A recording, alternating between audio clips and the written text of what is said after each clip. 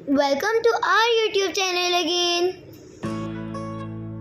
चलिए दोस्तों, आज हम एक नई पोएम की तरफ चलते हैं।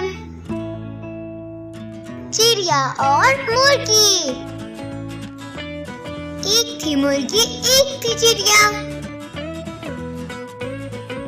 लाल थी मुर्गी, नीली थी चिड़िया।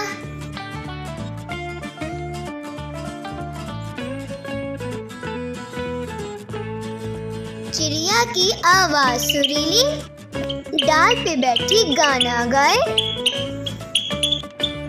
चू चू चू चू करती जाए। मुर्गी दिन भर दाना चुगती, कू कू करती जाती। चिड़िया इससे तंग आ जाती, फिर भी दोनों